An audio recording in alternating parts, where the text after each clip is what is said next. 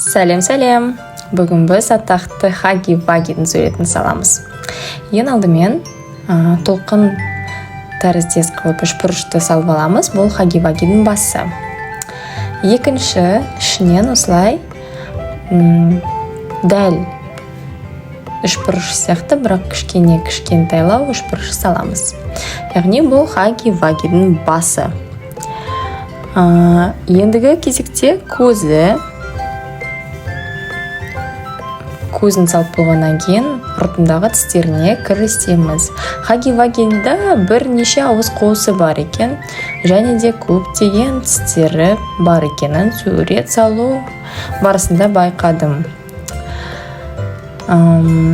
Өте қорқынышты персонаж, бірақ балаларға ұнайды. Сіздер ойнап көрдіңіздер ме? Poppy Play Game ойында Хаги Вагиді. Оқып білуім бойынша, ол завод фабрикасында, ойыншықтар жасайтын завод фабрикасында бұрынғы қызметкерлерді қуады екен. Яғни зұлым персонаж.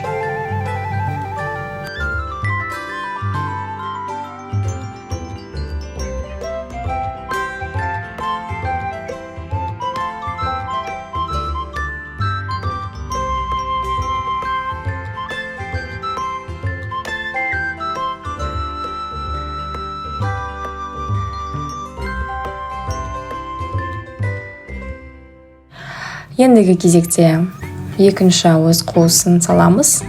Яғни ішкі жағынан тағы да бір тістерін салып шығамыз. Түрлі формада салсаңыз болады.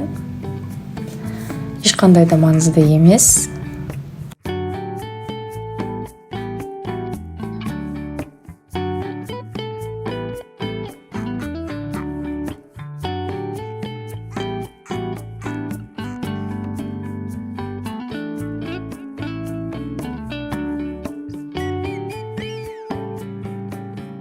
Тек қана аузының екінші ұрты екенін білдіріп салу керек. Яғни ауыз қуысы секілді қисайтып тістерді. Ендігі кезекте сілекейін салып жатырмыз. Осылай бірнеше жерден жіпшелер шалып шығамыз. Яғни ол сілекейі. Енді бұл менде Хаги Вагидің терісі, яғни түкті терісі. Енді басының пішінін саламыз. Өте оңай, осылай L әріпі тәріздес қылып әртүрлі формада салып шықтым. Тек қана үшбұрыш, басы үшбұрыш екенін ұмытпауымыз қажет.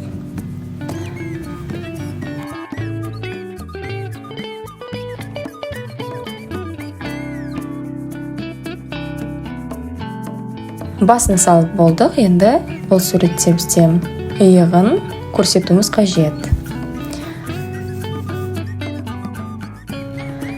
Көзін саламыз. Мен бұл жерде ең алдымен көзін жоғары қаратып салдым.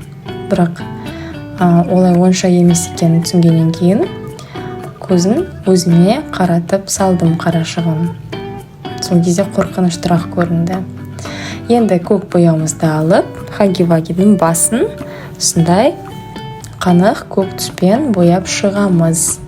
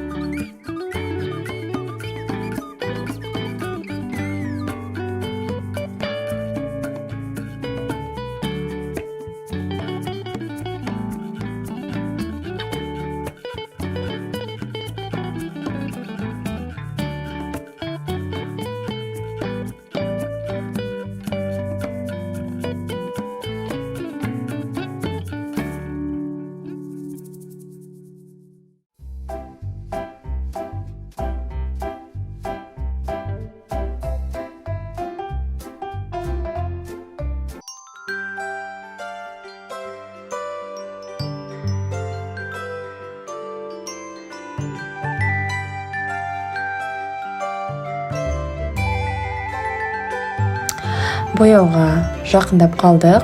Шет жақтарын ақырындап абайлап бояйсыздар. Және де бояп біткеннен кейін ұрғылау тәсілі арқылы біздің хаги-вагидің терісі, яғни түкті екенін суретте белгілеуіміз қажет. Ол үшін осылай кисточкамен ұрғылау тәсілі арқылы суретті әрлеп шығамыз.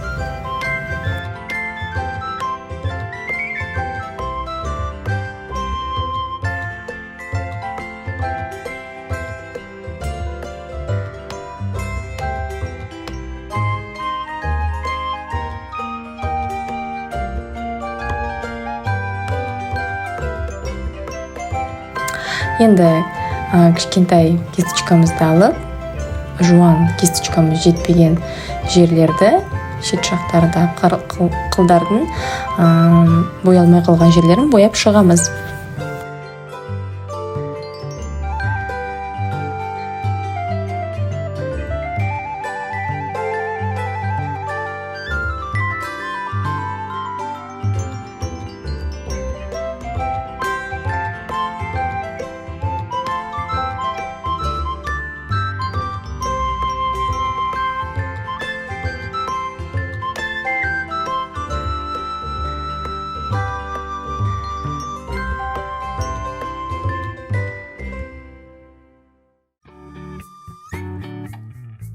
Ал енді қызыл түсті аламыз палитрамызға, және де ернін бояймыз.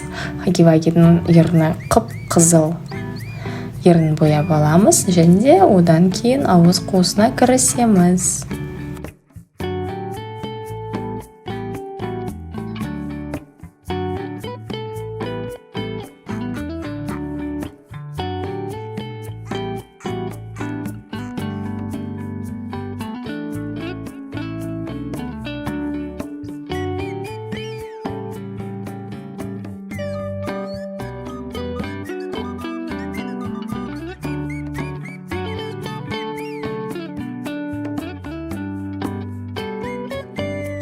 Ал енді жіңішке кішкентай кисточкамызды алып, хаги-вагидің түкшелерін саламыз.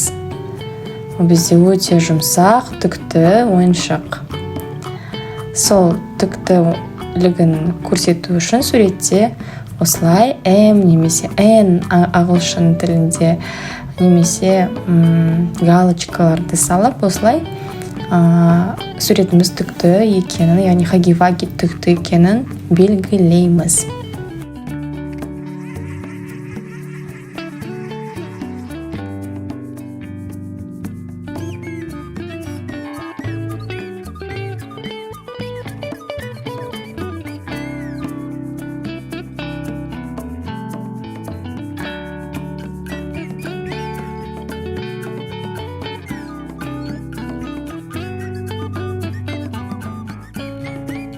Ендігі арада көзін бояймыз. Мен ол үшін маркерді алдым. Акрилді маркерді алып, осылай контуринг жасап шықтым. Сіздер болсаңыз, егер сізде акрилді маркер болмаса, онда қара гуашпен жіңішке кисточкаңызды алып боясаңыз болады.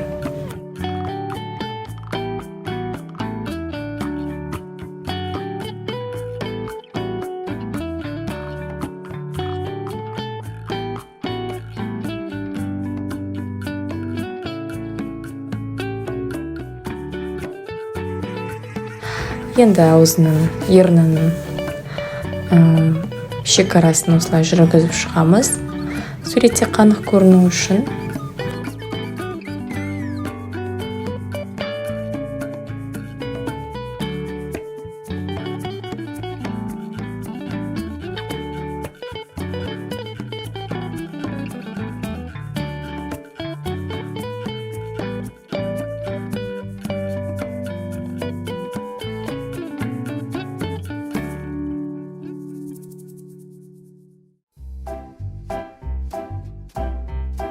Ернінің ішкі шекарасын осылай бояп шықтық, және де тістерін осы фломастер арқылы бояп шығамыз.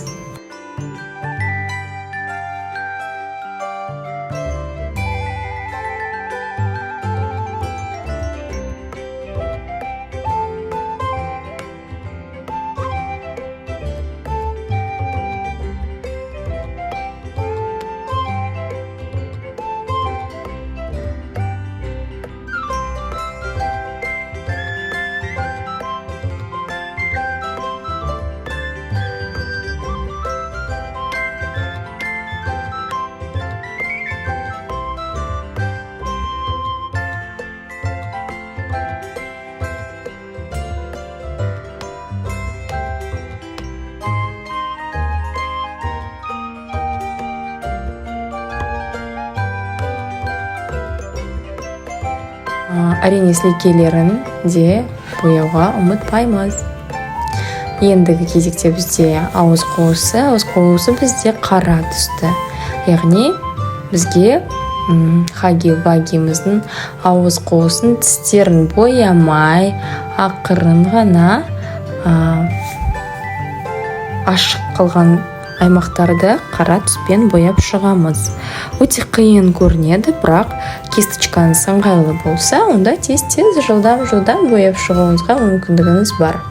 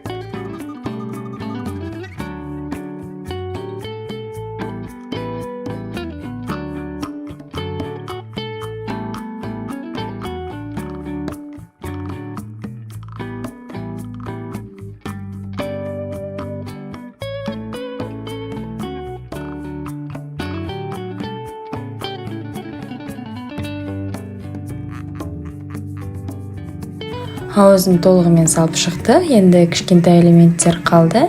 Сонымен суретіміз дайын.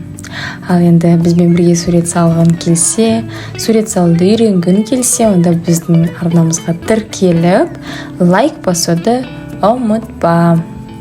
Қош сау болыңдар.